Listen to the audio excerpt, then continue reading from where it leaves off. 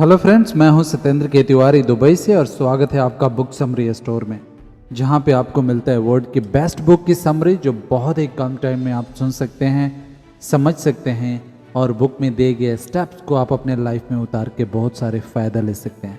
दोस्तों, हम लोग वर्ल्ड की बेस्ट बुक चुन चुन के लेके आते हैं और आपकी भाषा में, आपके लोकल लैंग्वेज में हम समराइज़ करके बताते हैं कि उस बुक का निचोड़ क्या है और उसको आप अपने लाइफ में कैसे उतार सके और उस बुक का ज़्यादा से ज़्यादा फ़ायदा कैसे उठा सके।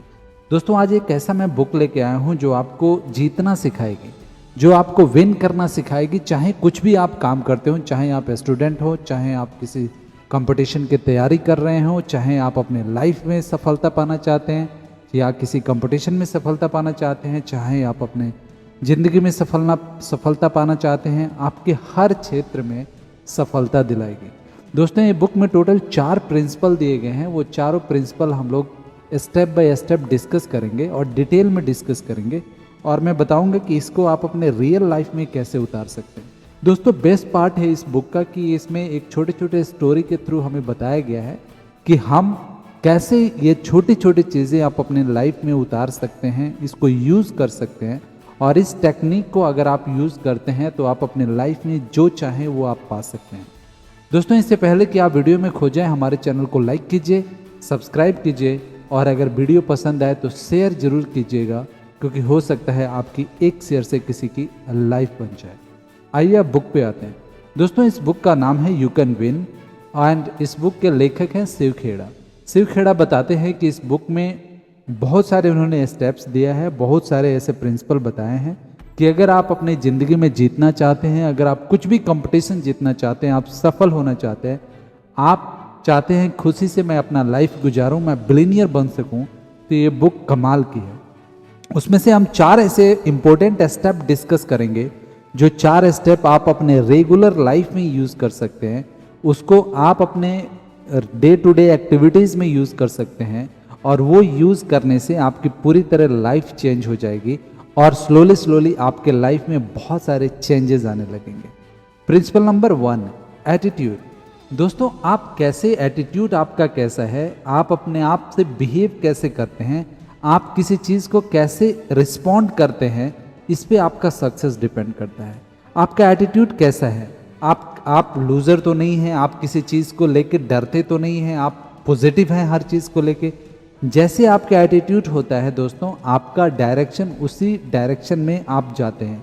अगर आपका एटीट्यूड अच्छा होता है तो आप सफलता की राह पे चलते हैं, लेकिन वहीं पे अगर आपका एटीट्यूड गलत होता है, आपके दिमाग में नेगेटिविटी होती है, तो आपका डायरेक्शन अपोजिट होता है, आप गलत डायरेक्शन में जाने लगते हैं। शिव खेड़ा ने एक स्टोरी के थ्रू बताया है इस एटीट्यूड एक्चुअली होता क्या है, डिटेल में मैं बताता हूँ आपको। एक बार क्या होता है कि एक लड़का एक किसी गांव में जाता है अपने दोस्त से मिलने। उस गांव में जाता है तो देखता है कि सारे लोग डरे हुए हैं। रात को रुकता है अपने फ्रेंड के यहाँ और देखता है कि सारे लोग डरे हुए हैं, उसके घर वाले, उसके फ्रेंड्स, उसके सब लोग डरे हुए हैं, पूरे गांव वाले। तो पूछता है कि क्या हो गया, आप लोग डरे क्यों हो, पूरा गाँव डरा हुआ है, ऐसा क्या है। तो बोलता है कि इस गाँव पे एक ऐसा राक्षस का साया है कि सारे लोग डरे हुए हैं, वो बहुत बड़ा राक्षस है। तो बोलते हैं कि कितने राक्षस हैं, तो वो बोलता है एक ही राक्षस है। तो बोलते हैं एक राक्षस है और आप इतने गांव वाले हैं, इतनी ज़्यादा आप संख्या में हैं, तो आप लोग उस राक्षस को मार क्यों नहीं देते। तो बोलता है नहीं, उसको कोई नहीं मार सकता, वो बहुत बड़ा है। तो बोलता है बहुत बड़ा है तो उसको क्यों नहीं मार सकते। तो बोलते हैं वो इतना बड़ा है कि कोई उसको मार नहीं सकता।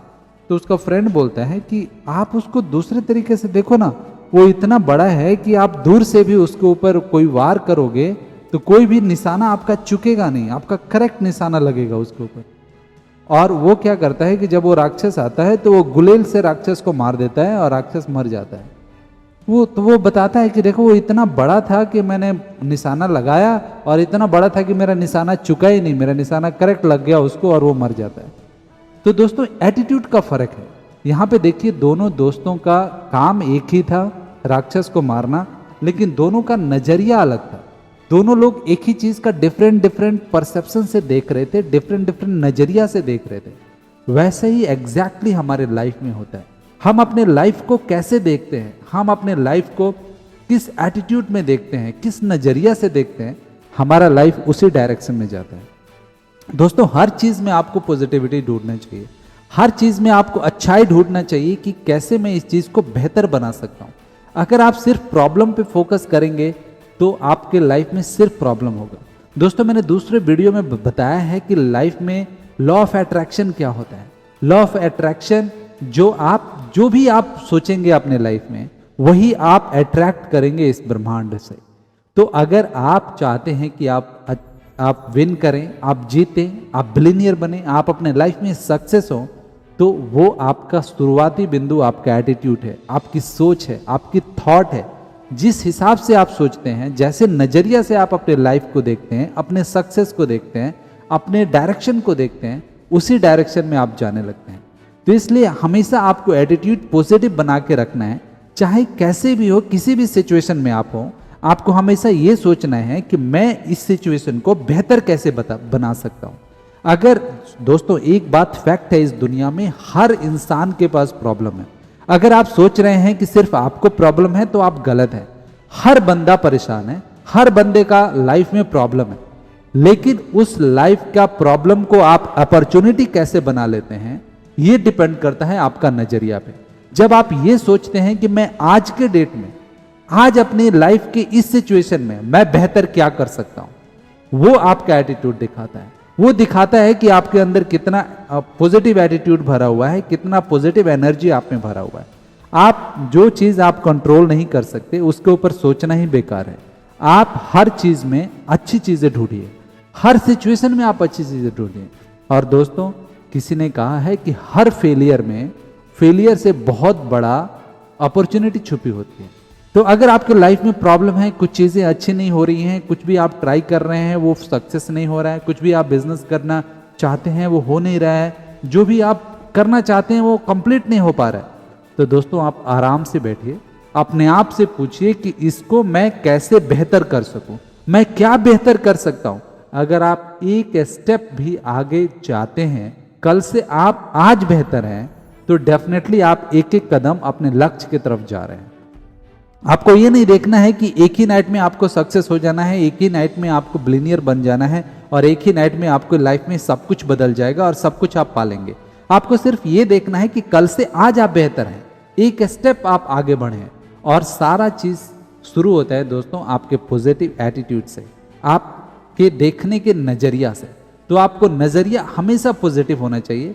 हर सिचुएशन में आप सिर्फ अपॉर्चुनिटी ढूंढें, आप अपना सिर्फ एनर्जी वहां पे फोकस करें कि इस सिचुएशन से मैं क्या सीख सकता हूं, क्या मैं यहां से पा सकता हूं और इसको मैं बेहतर कैसे बना सकता हूं। जब आप वहां पे फोकस करते हैं तो ऑटोमेटिकली आपका दिमाग सजेस्ट करने लगता है कि इस सिचुएशन से आप इसको अच्छा कैसे बना सकते हो, इससे आपको क्या अपॉर्चुनिटी मिल सकता है, यहां से अवसर क्या मिल सकता है और आप बेहतर कैसे हो सकते हैं। Principle number 2, opportunity grabber. दोस्तों, आप भले भी कैसे सिचुएशन में हो, एक बार दरवाजा आपका खटखटाती है आपकी अपॉर्चुनिटी। आपके लाइफ में कहते हैं कि किस्मत एक बार दरवाजा जरूर खटखटाएगी। अब आपके ऊपर डिपेंड करता है कि आप कितना अलर्ट हैं कि जब भी किस्मत आपके दरवाजा खटखटाए आप फटाक से दरवाजा खोलें और उसको ग्रैब कर लें। दोस्तों, अगर आप अपॉर्चुनिटी ग्रैबर हैं, आपको पता है कि मैं अपॉर्चुनिटी को कैसे पकड़ सकता हूं, तो दोस्तों बिलीव कीजिए आप अपने लाइफ में कभी भी अनसक्सेस नहीं होंगे। हमेशा आप अलर्ट रहेंगे, जैसे अपॉर्चुनिटी आपके दरवाजे पे आएगी आप उसको पकड़ लेंगे। तो आपको हमेशा अलर्ट रहना है। शिव खेड़ा ने बहुत अच्छा एक स्टोरी के थ्रू बताते हैं। एक बार क्या होता है कि किसी गांव में बाढ़ आया होता है, बारिश का मौसम होता है, लैंडस्लाइड होता है, बहुत बाढ़ आ जाता है, सारे लोग इधर उधर भागने लगते हैं, सारे जो मवेशी होते हैं, सारे जो जानवर होते हैं वो सब भागने लगते हैं, इधर उधर इंसान भागने लगता है, सारे लोग वो गांव छोड़ के ऊंची जगह पे जाने लगते हैं। वहां पे एक साधु महाराज होते हैं, एक पंडित जी होते हैं जो मंदिर में रहते हैं। वो बोलते हैं कि मैं नहीं जाऊंगा। गांव वाले बोलते हैं पंडित जी भागिए, बहुत जोर से बारिश हो रही है, बहुत जोर से आंधी तूफान आ रहा है और बाढ़ आ रही है, आप डूब जाएंगे, मंदिर भी डूब जाएगा। तो बोलते हैं नहीं, आप लोग जाओ, मेरी चिंता नहीं करो, मुझे तो भगवान बचाएंगे। मैंने अपनी पूरी जिंदगी भगवान की पूजा की है और मेरे बुरे वक्त में भगवान नहीं बचाएंगे क्या? मुझे भगवान बचाएंगे। तो वो नहीं जाते हैं गांव वालों के साथ। धीरे धीरे सारे गांव वाले भाग जाते हैं, सब लोग निकल जाते हैं और धीरे धीरे पानी चढ़ने लगता है। पानी धीरे धीरे चढ़ते चढ़ते कमर के ऊपर तक पानी आ जाता है। तभी एक नाव वाला उधर से गुजरता है बाकी लोगों को लेके, और वो बोलता है पंडित जी जल्दी से आइए और इस नाव पे बैठ जाइए, क्योंकि अभी तक कमर तक पानी है, आगे और पानी आ रहा है और ये गर्दन से ऊपर पानी हो जाएगा और आप बेकार में मारे जाएंगे, जल्दी से आके बैठ जाइए नाव पे। पंडित जी बोलते हैं नहीं, मैं नाव पे नहीं बैठूंगा, तुम जाओ, मुझे भगवान बचाएंगे, तुम मेरा चिंता छोड़ो, मुझे कुछ नहीं होगा, मेरे लिए श्री हरि भगवान है, वो मुझे बचाएंगे। वो नाव वाला भी चला जाता है। ऐसे करते करते पंडित जी का पानी अभी गर्दन के ऊपर आ जाता है। तभी ऊपर देखते हैं कि हेलीकॉप्टर एक आता है और हेलीकॉप्टर रस्सी लटकाता है, बोलता है पंडित जी जल्दी से रस्सी पकड़िए और ऊपर आ जाइए, हम लोग खींच लेते हैं आपको, नहीं तो आप मर जाएंगे। वो बोलते हैं नहीं, तुम लोग जाओ, मुझे तो भगवान बचाएंगे, मेरी फिक्र नहीं करो, तुम दूसरे लोगों को देखो, मेरे लिए श्री हरि भगवान है, वो मुझे बचाएंगे। और ऐसे करते करते पानी उनके गर्दन से ऊपर उनके मुंह तक आता है, उनके नाक तक आता है और फाइनली पंडित जी डूब जाते हैं और डूब के मर जाते हैं। जब मरने के बाद पंडित जी भगवान के पास ऊपर जाते हैं तो भगवान से पूछते हैं, भगवान मैंने पूरी निष्ठा से पूरी उम्र आपकी प्रार्थना की, आपके मंदिर में प्रार्थना की, आपके मंदिर में पूजा किया, मेरे लाइफ में, मेरी जिंदगी में मैंने आपके अलावा किसी को मैंने टाइम नहीं दिया और पूरे निष्ठा भाव से आपकी पूजा किया। जब मैं मर रहा था तो आप मुझे बचाने क्यों नहीं आए? तो भगवान बोलते हैं मैं तो कितनी बार आया तुम्हें बचाने, मैं तो 3 बार आया तुम्हें बचाने, तुम आए नहीं, तुमने चांस ही नहीं दिया मुझे बचाने के लिए। तो बोले कि आप तो आए नहीं, एक बार भी नहीं आए। तो बोले नहीं, मैं आया था, मैं एक बार गांव वालों के रूप में आया था, जब मैंने आपको बोला कि आप चलिए, बट आप गए नहीं। फिर मैं वो नाविक के रूप में आया था कि आइए आप नाव में बैठ जाइए, फिर भी आप गए नहीं। फिर मैं वो हेलीकॉप्टर से वो बचाव दल के रूप में आया था, रस्सी लटकाया आपको कि आप चलिए, लेकिन आप नहीं आए। तो मैं तो हर बार आया था आपको बचाने के लिए, लेकिन आप ही नहीं आए। तो दोस्तों हमारे लाइफ में ऐसे ही अपॉर्चुनिटी आती है और हमें अपॉर्चुनिटी को पहचानना है।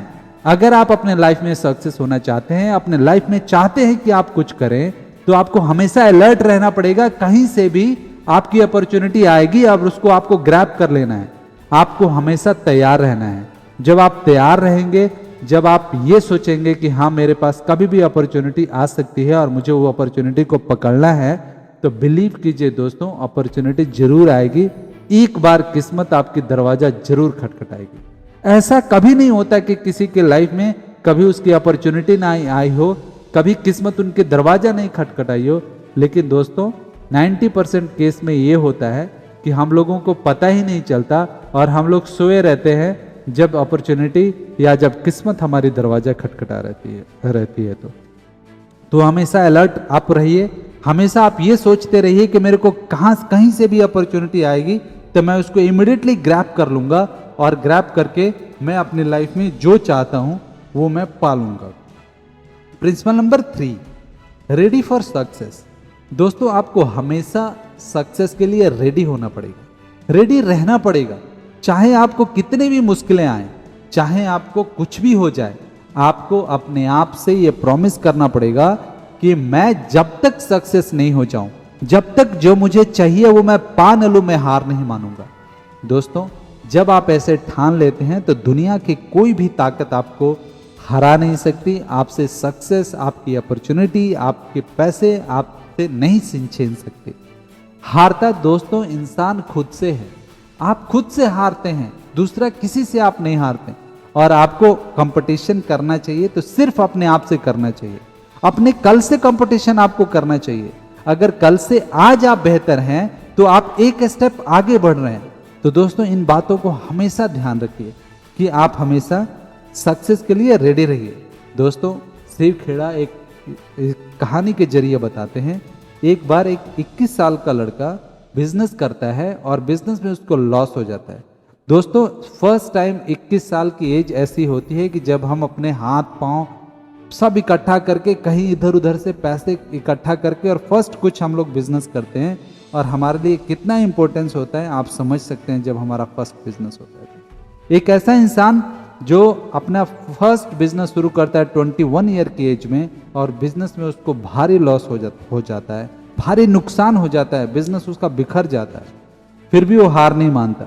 22 के एज में वो इलेक्शन लड़ता है, इलेक्शन में भी उसको बुरी हार होती है, जमानत जब्त हो जाता है, उसको लोग बोलते हैं तू क्या कर रहा है, फिर भी वो हार नहीं मानता। 24 के एज में वो फिर से बिजनेस करता है, फिर से एक नया बिजनेस डालता है कि, और इस बार वो सोचता है कि मैं कुछ भी करूंगा बिजनेस को डूबने नहीं दूंगा। फिर से दोस्तों अनफॉर्चुनेटली वो बिजनेस डूब जाता है, फिर से वो इंसान रोड पे आ जाता है। 26 साल की एज में उसकी बीवी मर जाती है। 26 साल की एज में किसी की वाइफ मर जाए, दोस्तों सोचिए कि कितना सेटबैक लगता है किसी इंसान को, उसके साथ ऐसे अनफॉर्चुनेट होता है।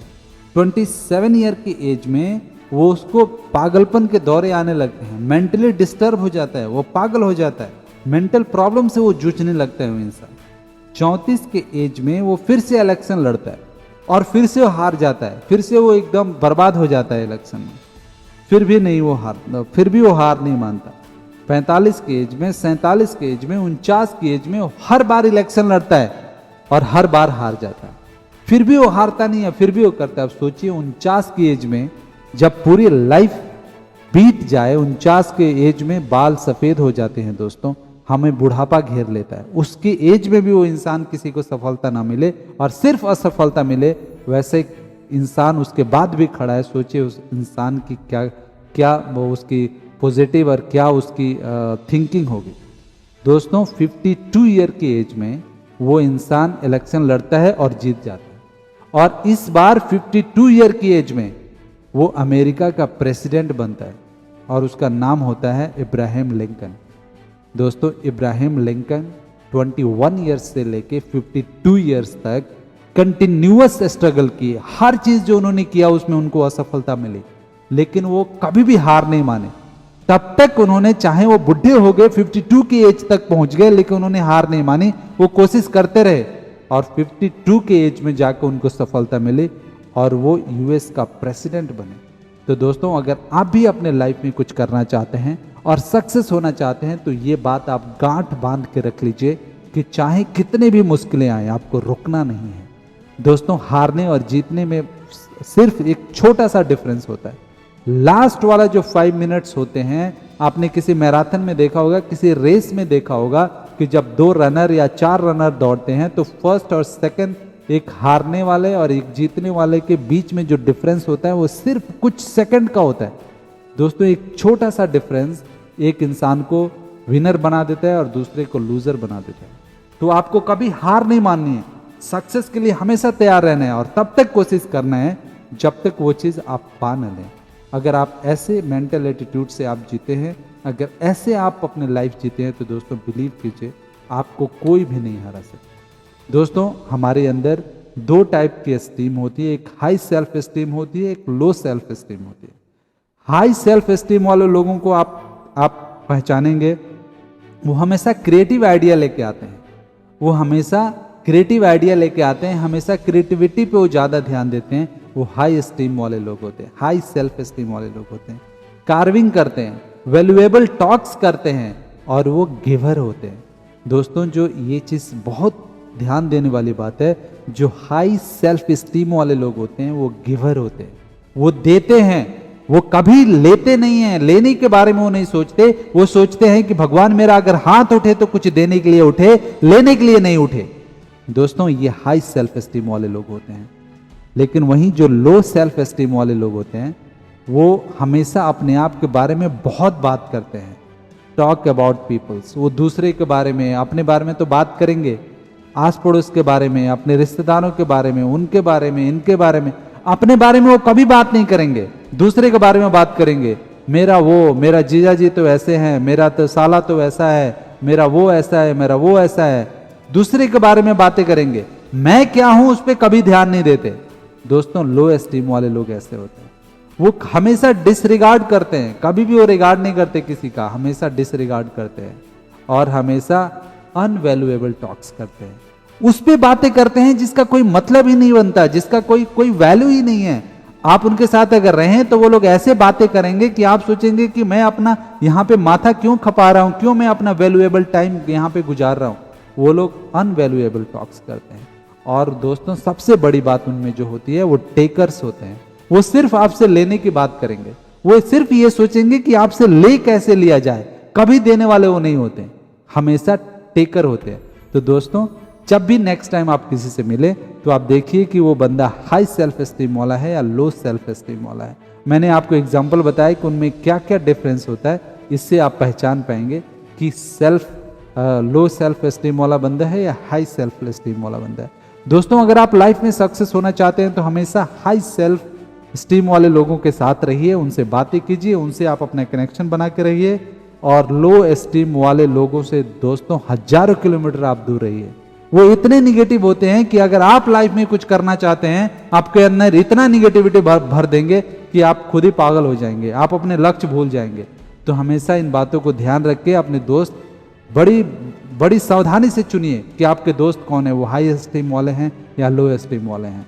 क्योंकि दोस्तों अगर हाई एस्टीम वाले लोगों के साथ आप रहेंगे तो आपकी सफलता के चांसेस बहुत ज्यादा बढ़ जाते हैं। Principle number 4, goal setting. दोस्तों कभी भी अगर आप अपने लाइफ में कुछ करना चाहते हैं तो आपको गोल आपका फिक्स होना चाहिए। आप क्या चाहते हैं अपने लाइफ में, ये जब तक आपको पता नहीं रहेगा, आप कितना भी मेहनत कर लीजिए आप कहीं पहुंचेंगे नहीं। दोस्तों जब आपको पता है कि आपको कहाँ जाना है तब आप डिसाइड करेंगे आपको कैसे जाना है, आपको बस से जाना है, आपको प्लेन लेना है, आपको ट्रेन लेना है। जब तक आपको यही पता नहीं होगा कि आपका लक्ष्य क्या है, आपका गोल क्या है, तब तक आप कहीं नहीं पहुंच पाएंगे। इसलिए अगर आप अपने लाइफ में सक्सेस होना चाहते हैं तो गोल सेटिंग आपके लाइफ में बहुत इंपॉर्टेंट है और ये जरूर होना चाहिए। शिव खेड़ा बताते हैं कि आपका गोल स्मार्ट गोल होना चाहिए। स्मार्ट का मतलब है specific, measurable, achievable, relevant and time bound. दोस्तों स्मार्ट का मतलब है, दोबारा मैं आपको बोलूंगा कि specific, measurable, achievable, relevant and time bound. दोस्तों ऐसा नहीं होना चाहिए कि मैंने लक्ष्य तो रख दिया लेकिन कब पाना है मेरे पास टाइम वो मुझे नहीं पता है, उसमें 5 साल लगे या 10 साल लगे वो मुझे नहीं पता। दोस्तों ऐसे कभी भी आप ओपन मत छोड़िए, आप ऐसे स्पेसिफिक कीजिए कि मेरे को यही चाहिए। स्पेसिफिक होना चाहिए, मेजरेबल होना चाहिए, आपका लक्ष्य को मेजर किया जा सके, नापा जा सके, ऐसा आपका लक्ष्य होना चाहिए। अचीवेबल, आप हवा में बातें नहीं कीजिए, आप प्रैक्टिकल बातें कीजिए। जो भी आप लक्ष्य रखिए वो अचीव किया जा सके, ऐसा लक्ष्य होना चाहिए। और रिलेवेंट भी होना चाहिए। दोस्तों जब तक रिलेवेंट नहीं होगा तब तक उसका कोई फायदा नहीं है। और टाइम बाउंड होना चाहिए, ये बहुत इंपॉर्टेंट है। आपको टाइम बाउंड होना चाहिए कि मेरा जो लक्ष्य है वो मेरे को 2 साल में करना है, 3 साल में करना है और 4 साल में करना है, उसको आपको फिक्स एक टाइम बाउंड होना चाहिए। और अगर आप ये करते हैं तो डेफिनेटली आपका जो गोल है वो अचीव हो जाएगा और जो आप अपने लाइफ में चाहते हैं वो आप पा सकते हैं। दोस्तों आशा करता हूं कि ये वीडियो आपको पसंद आया होगा। अगर वीडियो पसंद आए तो हमारे चैनल को लाइक कीजिए, सब्सक्राइब कीजिए और शेयर जरूर कीजिएगा, क्योंकि हो सकता है आपकी एक शेयर से किसी की लाइफ बन जाए। Thank you.